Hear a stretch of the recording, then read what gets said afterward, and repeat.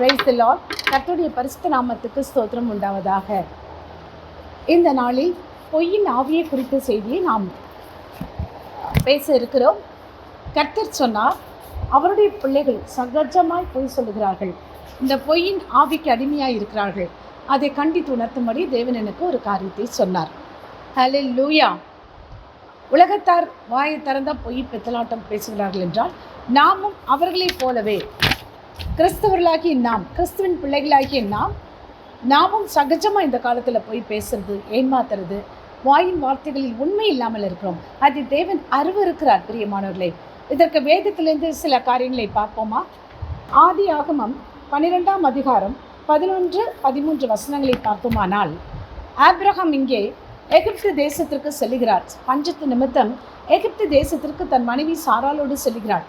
அப்பொழுது அவர் ஒரு காரியத்தை செய்கிறார்.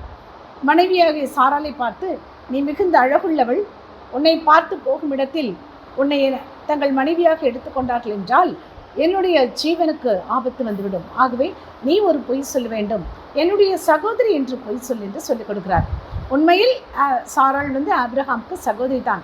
இருந்தாலும் பாதி பொய், முழு பொய், முக்கால் பொய், பொய் தான். ஆண்டவர் அதை அருவருக்கிறார். அவருடைய பிள்ளைகள் பொய் பேசுவதை அவர் அருவருக்கிறார். நீதிமான்களின் ஜெபத்தை தான் அவர் கேட்பார். ஹல்லேலூயா. இந்த பொய் என்பது ஒரு ஆவி. அது வேதத்தில் என்ன சொல்லப்பட்டிருக்கு? வெளிப்படுத்தின சுவிசேஷத்தில் விபச்சாரர்கள், கள்ளர்கள், சூனியக்காரர்கள், பொய்யர்கள் எல்லாரும் நரகத்தில் தள்ளப்படுவார்கள் என்று வேதம் சொல்லுகிறது. அப்போது இவ்வளவு முக்கியத்துவம் கொடுத்து தேவன் இந்த வார்த்தையை எழுதி வைத்திருக்கும் பொழுது, கிறிஸ்தவர்களாகிய நாம் பொய் சொல்லக்கூடாது என்பதற்காக தான் இந்த செய்தியை எடுத்திருக்கிறேன். இங்கே ஆபிரகாம் பொய் சொன்னான் அல்லவா? அதே போல் அவருடைய மகனாகிய ஈசாக்கும் பொய் சொல்கிறார். இந்த காரியம் ஆதி ஆகமம் 27ஆம் அதிகாரம் 19, 20 வசனங்களில் பார்க்கிறோம். யாக்கோபும் தன் மனைவியாகிய ரெபெக்காளிடத்தில், நாம் செல்லும் தேசத்தில் நீ என்னை உன்னுடைய சகோதரி என்று சொல் என்று சொல்கிறான். இதிலிருந்து என்ன தெரிகிறது என்றால், பெற்றோர்கள் பொய் சொல்லும் பொழுது அந்த காரியம் அப்படியே வழி வழியாக தங்கள் பிள்ளைகளுக்கும் வருகிறது. ஆகவே நாம் பொய்யின் ஆவி உடையவர்களாய் இருக்கக்கூடாது. பிரியமானவர்களே, நாம் இந்த ஆவியிலிருந்து ஒரு விடுதலையை பெற்றுக்கொள்ள வேண்டும். அதை சாதாரணமாக நம்ம நினைக்கிறோம். ஆனால் யாக்கோபு என்ன செய்தான்? இந்த அதிகாரத்தில் தன்னுடைய தகப்பனிடத்தில், ஏசா நான் தான் உன் மூத்த குமாரன் என்று சொல்லி அந்த ஆசீர்வாதத்தை பெற்றுக்கொள்கிறான். இது கர்த்தருக்கு கொஞ்சமும் பிரியமில்லாத ஒரு காரியம். இதற்கு காரணமாக இருந்தது அவனுடைய தாய் ரெபெக்கா. அப்போது ரெபெக்கா என்ன சொல்கிறா? நீ இதன் மூலம் வருகிற, அவன் பயப்படுறான், வேண்டாமா இந்த சாபம் அப்பா கண்டுபிடிச்சிட்டார்னா, அவர் சபிச்சிட்டார்னா அந்த சாபம் என் மேல் விடும் என்று. பரவாயில்லை மகனே, அந்த சாபத்தை நான் ஏற்றுக்கொள்கிறேன் என்று சொல்கிறான்.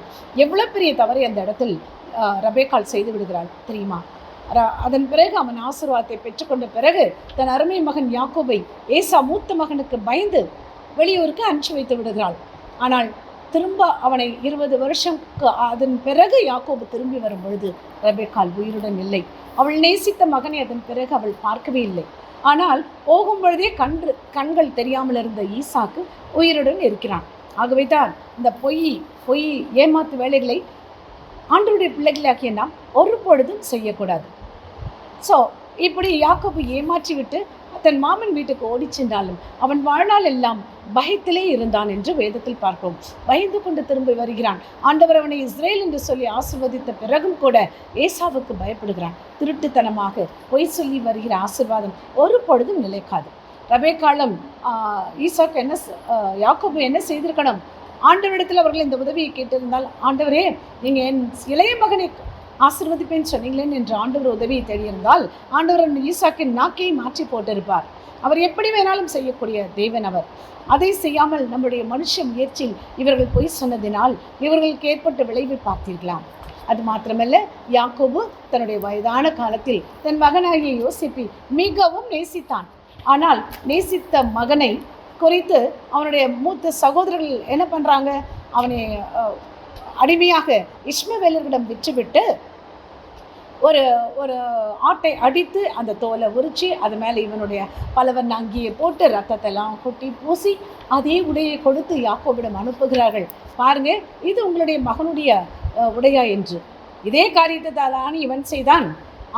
அண்ணனோட ஆட்டை அடித்து அந்த ஆட்டு தோலை மேலே போர்த்தி கொண்டு அண்ணனை போல கையெல்லாம் உடம்பெல்லாம் கட்டிக்கிட்டு ஏசாக்கு முடி உள்ளவனை போல் இவன் எப்படி நடித்து தன் தகப்பனை ஏமாற்றினானோ அதே காரியத்தினால் யாக்கோபு இங்கே வஞ்சிக்கப்படுகிறான் பிரியமானவர்களே. ஆகவே தான் நாம் எதை விதைக்கிறோமோ அதையே அறுப்போம் என்பதை மறந்து விடாதீர்கள். அது மாத்திரமல்ல, அப்போஸ்தலர் 5:1 அனனியா சப்பீராள் என்ற காரியங்களை குறித்து பார்க்கிறோம். அவர்கள் இருவரும் பரிசுத்த ஆவியானவருக்கு விரோதமாய் துணிகரமாய் பொய் சொன்னார்கள். அதன் விளைவு இருவரும் தங்கள் ஜீவனையே இழந்து போனார்கள் பிரியமானவர்களே. ஆகவே இந்த பொய்யின் ஆவி, நரகத்துக்கு நம்மை கொண்டு செல்லும் இந்த பொய்யின் ஆவி கிறிஸ்தவர்களாகி நம்மிடம் இருக்கவே வேண்டாம். நாம் பொய்யுக்கு பிதாவும் ஆகிய பிசாசின் பிள்ளைகள் அல்லவே. நாம் சத்தியமுள்ள தேவனுடைய நீதியுள்ள ராஜாவின் பிள்ளைகள். ஆகவே அவரை போலவே வாழ்ந்து அவருக்காகவே மரித்து அவருக்காய் சாட்சியாய் வாழ்வோமாக. கர்த்தர் தாமே உங்கள் ஒவ்வொருவரையும் ஆசீர்வதிப்பாராக. ஆமென், ஆமென்.